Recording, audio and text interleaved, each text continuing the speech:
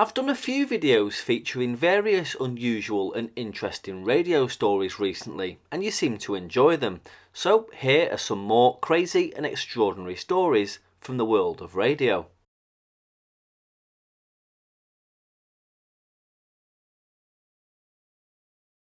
This first story dates back over 120 years to 1901 and the America's Cup yacht race off Long Island.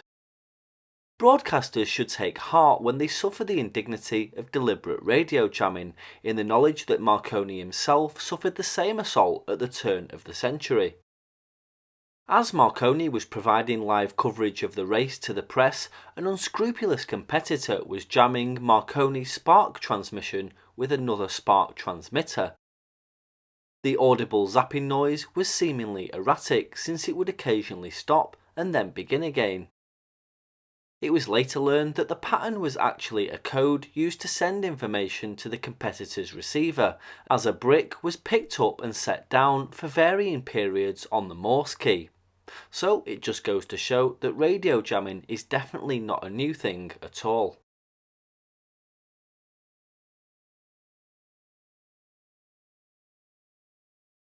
This story goes back to the 25th of March 1990 to a transmission received by the Coast Guard station on Nantucket Island. The transmission that went on to cause a tragic series of events said this is the fishing vessel Sol-i-Mar. A male voice shouted in frenzy, "We're sinking, we need help now." The plea then rose to a scream and the transmission was abruptly cut. Then there was only static. Coast Guard monitors tried to get the caller back to locate the ship and send help, but just a minute after the first call, another distress signal came in. "SOS, I'm sinking," a male voice said, and then he laughed. The Coast Guard, thinking they were the objects of a hoax, didn't dispatch rescue planes or ships.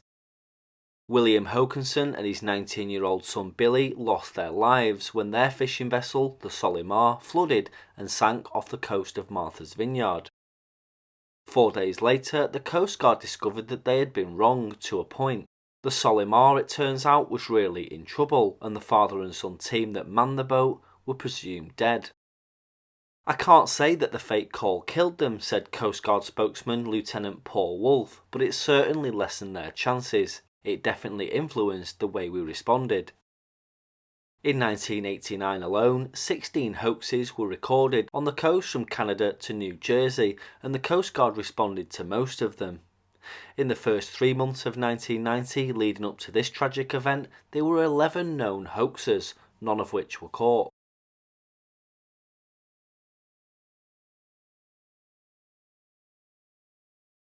This story goes back to 1987, when Hellraiser, a renegade sea bear from New York City, felt the wrath of the US Federal Communications Commission. According to the agency, US Marshals, with the assistance of engineers from the FCC's New York office, raided the home of Dwayne Mayo, confiscating his equipment. The FCC arranged the bust after receiving petitions signed by over 30 residents who claimed that Mayo's transmissions were interfering with their televisions. Residents also reportedly heard Hellraiser on their telephones. The FCC sent Mayo several letters directing him to cease operation until he could eliminate interference, all of which, said an FCC spokesperson, went unheeded. Mayo was then fined $1,600 for an authorised CB operation. The FCC then monitored Mayo operating his CB with excessive power. They later found 5 linear amplifiers, each capable of boosting the CB's normal 4-watt power to above 2,000 watts, and then they conducted the raid.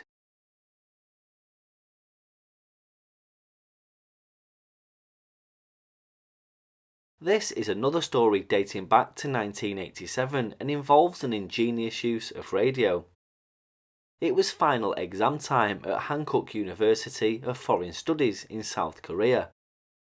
The students in Professor Choi's class were diligently scribbling down their answers. Keeping a vigilant eye on the class, Professor Choi relaxed, switching on her FM radio.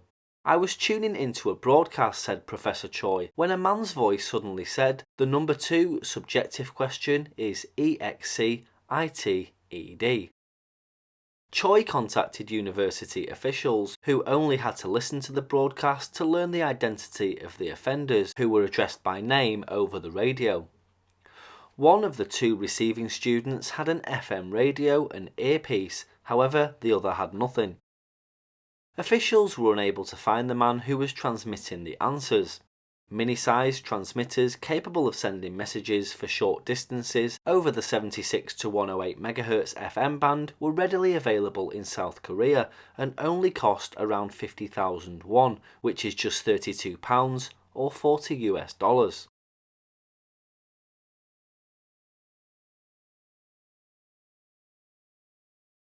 His handle was Woodbury Base, and he filled the CB airwaves of Nassau County, New York, with music and foul language.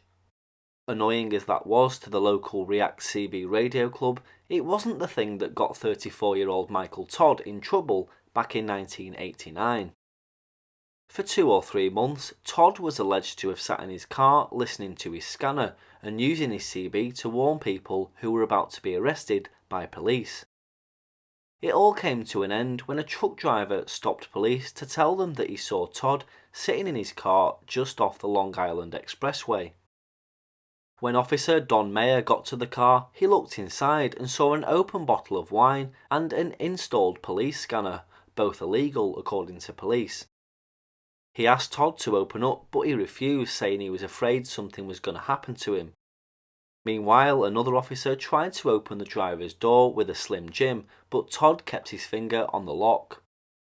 Another officer went to the passenger side, but Todd reached over and held that lock too. Finally, another officer tried the rear door. Since Todd was out of hands, they got in. It took about 15 minutes to pry him out of the car. Todd was charged with operating a motor vehicle with a revoked license, resisting arrest, possession of a police scanner, obstructing government administration, and various vehicle and traffic law violations.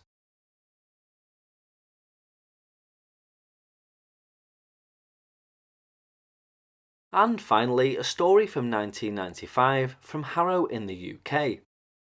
Pirate radio fan Colin Clark told of how he'd been fined £1,000 and ordered to pay a further £500 investigation and prosecution costs by Harrow magistrates. He was stopped in his car by police and radio investigation officers from the Department of Trade and Industry, who found his scanner switched off but tuned to a local pirate FM station, which at that time was subject to their investigations. He admitted listening to the pirate station, but considered that operating a radio receiver in a dedicated broadcast band was not really an offence, let alone one that would incur a substantial fine. He said that over the years he exchanged letters on the subject of pirate radio with the DTI, the Radio Authority and the Radio Communications Agency, and neither of these had ever suggested that listening to pirates could be illegal. During the mid-1960s, an estimated 25 million people listened to the so-called pop pirates operated from ships and structures at sea.